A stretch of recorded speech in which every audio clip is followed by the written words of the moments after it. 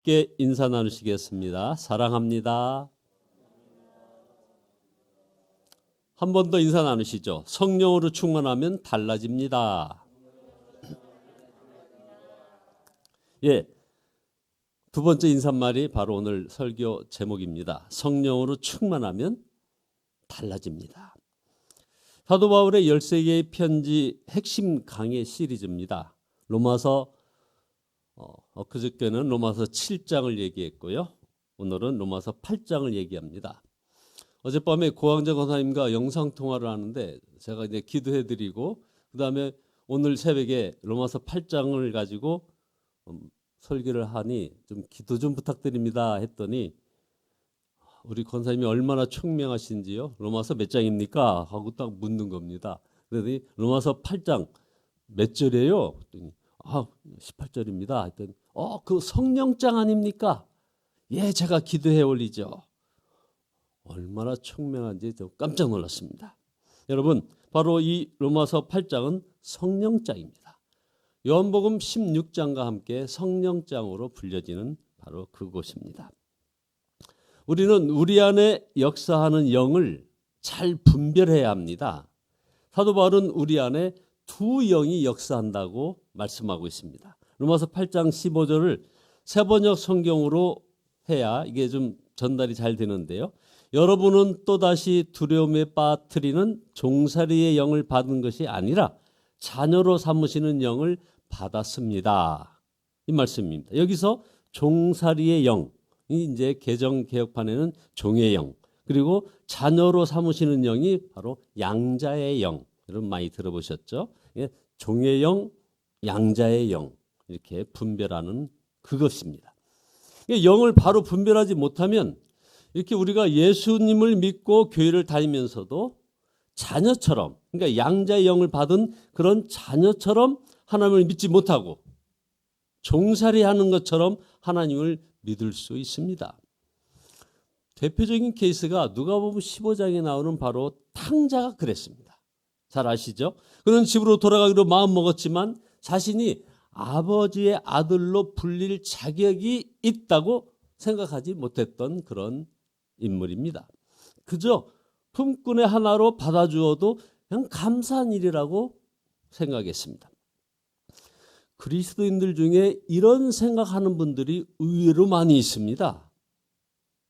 하나님께서 나를 아시기는 하실까? 하나님이 나를 기뻐하실까? 하나님이 원하는 삶을 지금 살고 있지 않는데 나에게 화가 나 계시지는 않을까? 그 화가 언제 나에게 임할까? 두려워합니다. 이게 바로 종살이의 영으로 사는 사람들입니다. 이 생각은 성령께서 역사하시지 않으면 이게 바뀌어지지가 않습니다. 자, 그럼 첫째로 성령께서 우리 안에 오셔야 자녀처럼 하나님을 믿게 되는 겁니다. 양자의 영을 받은 그 자녀처럼 믿게 된다 이거죠. 그래서 입으로만 그냥 아버지 이렇게 하는 것이 아니더라 이겁니다. 더 이상 먹고 살기 위하여 또 성공만을 위하여 안다라고 염려하며 살지 않게 되는 겁니다. 왜요? 창조주 하나님께서 우리의 아버지시니까요. 하나님이 아버지가 되셔서 책임지신다는 것을 확신하기 때문에 그렇습니다. 이것이 바로 진짜 하나님을 아버지라고 믿는 것입니다. 그러면 주님을 위하여 살고 그리고 또 다른 사람을 위하여 살고 싶어지는 겁니다. 고린도후서 5장 15절에 그가 모든 사람을 대신하여 죽으심은 살아있는 자들로 하여금 다시는 그들 자신을 위하여 살지 않고 오직 그들을 대신하여 죽었다가 다시 살아나신 이를 위하여 살게 하려 함이라. 여러분, 이건 노력해서 이렇게 변할 수 없는 겁니다. 성령께서 이렇게 바꿔주시는 것입니다. 성령께서는 우리에게 고난의 길을 갈 담대한 마음을 주십니다. 그것은 자신이 하나님의 상속자임이 깨달아졌고 장차 나타날 주님과 하나님 나라의 영광을 바라보게 되기 때문에 그런 것입니다. 그래서 로마서 8장 18절에 생각하건대 현재의 고난은 장차 우리에게 나타날 영광과 비교할 수 없도다. 또 디모데후서 3장 12절에 무릇 그리스도 예수 안에서 경건하게 살고자 하는 자는 박해를 받으리라. 이 말씀을 그저 읽으면 굉장히 부담스러운 말씀입니다. 예수님을 믿는 것이 두려워지는 거죠. 하지만 성령으로 충만하면 달라지는 겁니다. 예수님 안에서 경건하게 삶으로 박해를 받는 것이 감사하며 또 기쁨이라 이 말입니다. 하나님 나라의 영광을 보기 때문에 그런 것이죠. 여러분 보십시오. 고시생이나 무슨 입시생이나 취업 준비생이나 뭐 장기 훈련 중인 사람, 뭐 국가대표 합숙 훈련장에 들어간 선수들, 장차 있을 영광을 보면서 지금의 이 고난을 이겨내는데 하나님을 알고 하나님 나라의 영광에 눈이 뜨인 성도는 더 말할 나위 있겠습니까? 이 세상에서의 고난은 그래서 이들에겐 결코 저주가 아닌 것입니다. 오히려 장차 있을 영광을 보지 못하고 이 세상에서 편안하게 살려는 것이 바로 저주인 것입니다. 여러분 좀 대표적으로 수많은 순교자를 내는 곳 가운데서 북한의 지하교회를 우리가 놓쳐서는 안 됩니다. 여러분 그러면 북한은 지금 식량난으로 고통받고 있다고 하는데 그 철없는 지도자는 그저 핵무기나 만들어내고 미사일이나 퐁팡 쏴대는 그 잘못된 리더십이 있는 그곳에 핍박받는 지하교회의 북한 성도들, 이 성도들은 여러분 불행한 사람들입니까? 그렇다면 핍박받지 않고 살다가 지옥에 가면 다행일까요? 여러분은 지금 북한에 있다고 생각하면 어떻게 할 것이냐 이 말입니다. 그리스도를 부인하면 참 편합니다. 예배 처소나 동료 그리고 그리스도인을 밀고 하면 북한 땅에 잘 살 수 있답니다. 그렇지 않으면 순교도 각오해야 하는 거죠. 이런 생각하면 우리가 정신이 번쩍 납니다. 북한의 그리스도인이 불쌍하다는 생각이 없어지는 거죠. 언제 북한의 우리 지하교회 성도들이 자기들 보고 남한의 성도들한테 우리를 불쌍하게 여겨달라고 얘기한 적 있나요, 여러분? 자, 결국 불시험을 통과하여야 구원받은 믿음을 가졌는지 확인하게 된다는 점에서는 북한이나 남한이나 마찬가지이기 때문입니다. 한국에서도 순교할 믿음이 없으면 곧장 마귀의 먹이가 되고 마는 겁니다. 제가 몇 년 전에 서기대 그 MDB 전도사님들에게 경건에서 잠깐 말씀을 전할 기회가 있었습니다. 이런 말씀을 전했죠. 여러분들 다 이제 현장에서 목회하러 나가실 텐데 목회 성공하도록 도와달라고 기도하지 말고 하나님 나라를 위해서 죽게 해달라고 기도하십시오. 아무도 아멘 소리를 안 하더군요. 그냥 아무도 안 가겠다는 곳이 있다면 주님 제가 있지 않습니까? 저를 보내주세요 라고 기도하세요. 이렇게 전했습니다. 이제 막 목회기를 들어선 전도사들에게는 사실 잔인한 말처럼 들리지 않겠습니까? 그러나 지금에서야 진작 그런 순교하는 자세로 목회에 임했다라면 저도 좀 더 살고 제가 목회한 많은 교회들에게 어떤 다시 부흥하는 역사가 있었을 텐데 하는 그런 깨달음이 이제서야 깨달아졌기 때문입니다. 주님은 분명히 제자들을 고난의 길, 십자가의 길로 부르실 때 여러분 여기 주목해 보십시오. 우리 주님께서 제자들입니다. 제자들을 고난의 길, 십자가의 길로 부르실 때 우리 주님의 표정, 분위기 어땠는지 여러분 아십니까? 조금도 미안해 하시거나 뭐 부탁하시거나 사정적으로 말씀하시거나 주저하지 않으시고 아주 당당하셨습니다. 거침이 없으셨어요. 그리고 오히려 명령을 하셨습니다. 그냥 부탁한 게 아닙니다. 명령한 겁니다. 예수님께서 여러분 부자 청년에게 조금도 망설임 없이 모든 재산을 가난한 자들에게 다 나눠주고 주님을 따라오라고 하셨습니다. 여러분 엄청난 제안입니다. 그러면서 예수님께서 이 청년에게 그렇게 말씀하시는 것은 그를 사랑하셨기 때문이라고 했습니다. 여러분 이 현대, 이 자본주의 사회에서 이게 이해가 될 말씀입니까? 이 말은 고난의 길, 십자가의 길이 사실은 진정한 축복의 길임을 우리 주님께서 분명히 아셨기 때문에 그런 것입니다. 우리가 복 받으려고, 잘 되려고, 문제 해결을 받으려고만 예수님을 믿는 것은 진정 예수님을 믿는 것이 아닙니다. 2% 부족합니다. 예수님을 믿었으니 이미 충분히 행복한 것이죠. 받은 축복, 받을 축복을 우리가 다 받았습니다. 여러분, 이거 내가 말씀할 때마다 여러 차례 열거합니다. 우리는 받을 축복을 이미 다 받았습니다. 자, 보세요. 우리가 영생을 얻지 않았습니까? 죄사함을 받았습니다. 의롭다 인정받았습니다. 하나님의 자녀가 되었습니다. 주님이 마음에 오셔서 영원히 동행해 주시니 여러분, 부족한 것이 무엇입니까? 이 세상에서 좀 더 가지고 사는 것. 여러분, 이것은 주시면 땡큐, 안 주셔도 그만입니다. 이제 남은 삶은 주님을 위해서 사는 것입니다. 성령님은 이 눈이 뜨이게 주신다 이 말입니다. 우리 성령님이 바로 이걸 깨닫게 해주시는 겁니다. 세상에 무슨 자본주의 경제 원리가 이것을 깨닫게 해주는 것이 결코 아니더라 이 말입니다. 둘째로, 성령께서 오실 때 일어나는 또 하나의 놀라운 변화는 주의 날을 기다리는 사람이 된다는 것입니다.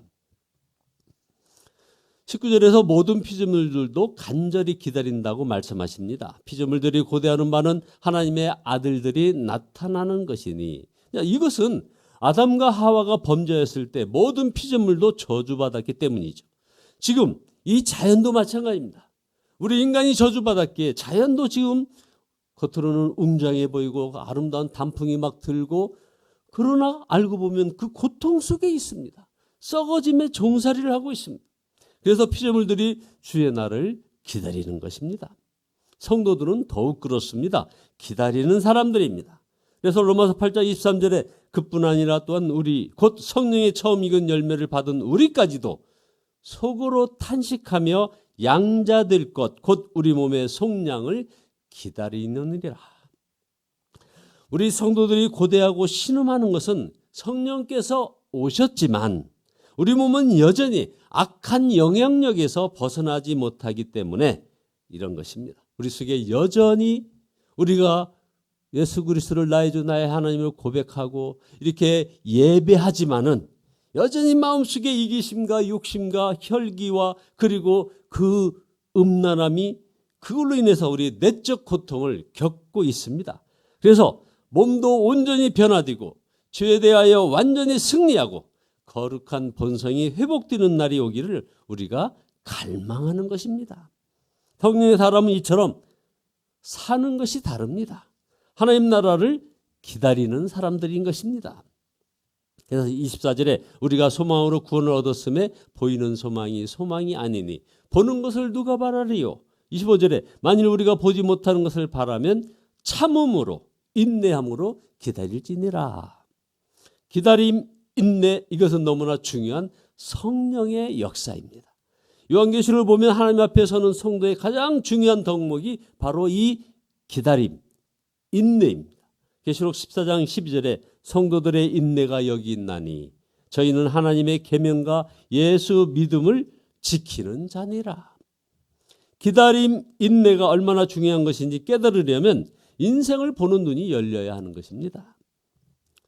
수많은 시중에 나와 있는 책들에 보면 대부분의 책들이 어떤 성공학, 어떤 처세술 그리고 자기 개발에 관한 책들이 한결같이 우리들의 인생을 무엇으로 표시하자면 산에 오르는 것이라고 말하고 어떻게 하면 정상의 자리에 오를 수 있는지 그 비결을 알려주고 있습니다. 그래서 수많은 사람들이 그것을 따라가면서 인생을 망치고 있는 것입니다. 광야를 읽다라는 책이 있습니다. 언젠가 여러분 한번 소개해 올렸습니다.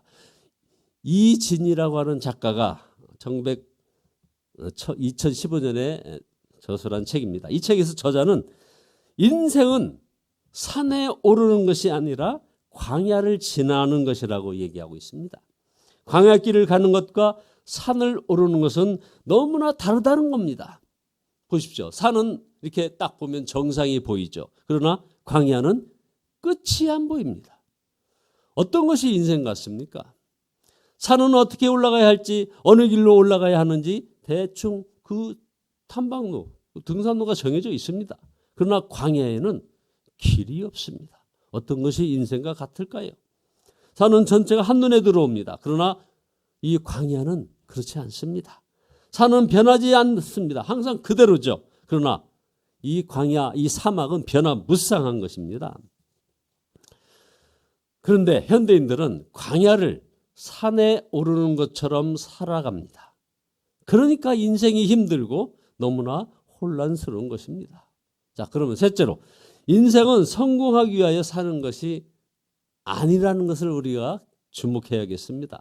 하나님께서 가나안 땅으로 인도하실 것을 기다리며 매일매일 순종하며 묵묵히 광야를 걸어가는 것입니다. 살기가 너무 힘들고 어떤 좌절감에 주저앉고 실패감으로 눈물을 흘리고 열등감으로 고통을 당하고 있습니까, 여러분? 그렇다면 이것을 이상하게 여기지 말고 광야를 걷는 것처럼 살아보시기 바랍니다. 광야에서는 축복을 구하지 않고 은혜를 구하게 됩니다. 황금이 아니라 생수를 달라고 기도하는 겁니다. 곡간을 채워달라고 기도하는 것이 아니라 일용할 양식을 달라고 기도하는 것입니다. 좋은 집이나 은금이 증식되지 않는다고 원망하고 불평하지 않습니다. 광야에서는 만나 내려주시는 것만으로도 감사합니다. 장막에 머물 수 있는 것만으로 감사합니다. 로뎀나무 그늘만 있어도 감사하는 겁니다. 광야에서는 하루하루 살아가는 것만으로도 감사합니다. 축복의 장마비가 아니라도 이슬 같은 은혜에도 감사하는 것입니다. 인생이 산에 오르는 것이 아니라 광야를 통과하는 것이라고 하는 이 사실을 깨닫게 되면 더 높은 곳에 오르려고 발버둥 치지 않습니다. 더 빨리 올라가려고 그 경쟁에서 그냥 오징어 게임처럼 그냥 유일하게 한 사람만 승자로, 승자 독식의 그런 노력은 하지 않는 것입니다. 왜 온전히 예수님과 동행해야 하는지 알게 되는 것입니다. 왜 성경을 반드시 읽으며 매일 묵상해야 되는지를 알게 되는 거죠. 왜 교회 공동체에 꼭 속해야 되는지를 알게 되는 겁니다. 하나님의 사람들이 살아갈 길을 이해하게 되는 겁니다. 결론입니다. 성도 여러분, 마음에 어떤 영이 역사하고 계십니까? 두려워하는 종살이의 영은 혹시 아닙니까? 돈 걱정하며 사느라고 누구 한번 제대로 도와주지도 못했고, 고난을 두려워하느라고 하나님의 말씀대로 한번 살아보지도 못했고, 주님의 재림을 생각하지도 못하고 그저 세상만 바라보고 세상이 주는 염려와 목표와 고난, 그 사정 가운데서 우리는 살지는 않았느냐 하는 거죠. 이제 돌이켜야 합니다. 성령을 붙잡아야 됩니다. 주의 날의 영광을 바라보게 하소서 하고 기도의 제목이 바뀌어야 됩니다. 성령을 사모하면 이제 반드시 우리 주님께서 눈을 뜨게 해주십니다. 하나님의 자녀된 그런 담대함을 주시는 것입니다. 베풀며 살게 하시는 겁니다. 고난이 두렵지 않고 오히려 당당하게 하시는 것입니다. 주의 날의 영광을 사모함이 이제는 실제가 되게 됩니다. 성령님 역사해 주소서, 우리의 눈을 열어 주의 날을 보게 하소서 하고 기도하시는 저와 여러분 모두 되시기를 예수 그리스도의 이름으로 축원드립니다. 기도하시겠습니다. 전능하신 하나님께 이제 저희들의 종살이의 영과 양자의 영을 분별케 하신 하나님께 찬양을 드립니다. 아버지 하나님, 회개합니다. 하나님의 자녀된 담대함으로 살지 못했음을 회개합니다. 주여 용서하여 주시옵소서. 이제는 주님 지신 그 십자가 사랑 바라보며 주의 날의 영광을 바라보게 인도하여 주시옵소서.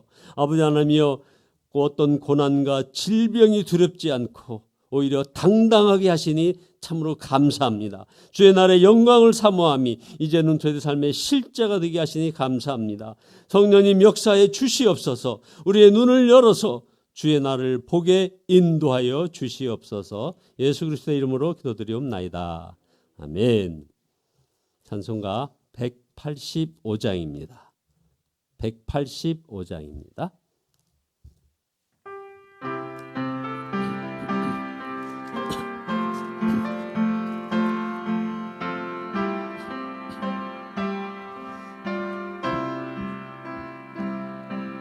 이 기쁜 소식을 온 세상 전하세. 그 날란 고통을 사랑하는 자에게 주 믿는 성도들 다 전할 소식은 성령이 오셨네. 성령이 오셨네. 성령이 오셨네. 내 주님 보내시 성령이 오셨네. 이 기쁜 소식을 온 세상 전하세. 성령이 오셨네. 만왕의 왕께서 저 사로잡힌 자 다 구원하시고 참 자유 주셨네.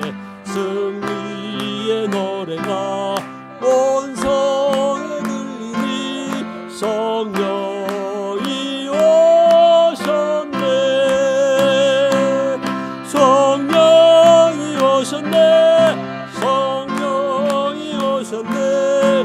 내 주님 보내시 성령이 오셨네. 이 기쁜 소식을 온 세상 전하세. 성령이 오셨네. 한없는 사랑과 그 크신 은혜를 늘 의심하면서 안 믿는 자에게 내 작은 입으로 보증하나리니 성령이 오셨네. 성령이 오셨네. 성령이 오셨네. 내 주님 보내시 성령이 오셨네. 이 기쁜 소식을 온 세상 전하세.